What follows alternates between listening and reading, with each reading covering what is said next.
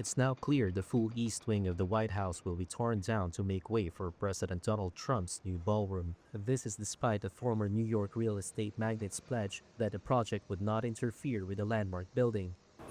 Demolition workers on Monday began ripping down the section of the White House that holds offices for the First Lady and staff.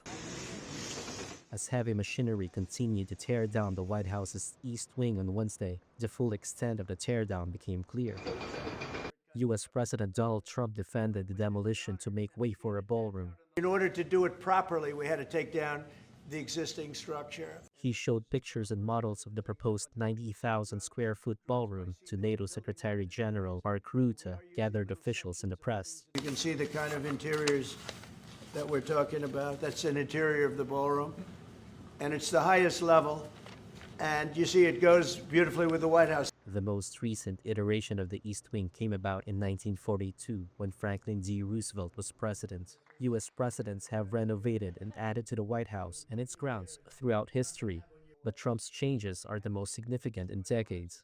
Trump said on Wednesday that the project would cost $300 million, an increase from its initial $200 million price tag announced in July. Trump said he and private donors are paying for the ballroom, but has not released full financing details. The demolition of part of one of the most historic buildings in the United States has sparked an angry outcry from many Democrats and questions about whether the Trump administration followed proper protocols. The White House has dismissed the criticism as manufactured outrage. It said on Tuesday that it would submit plans for the ballroom construction for review by the National Capital Planning Commission, even though demolition had already begun.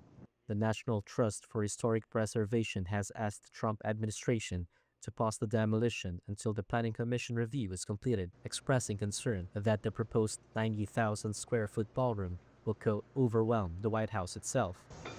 The White House is 55,000 square feet.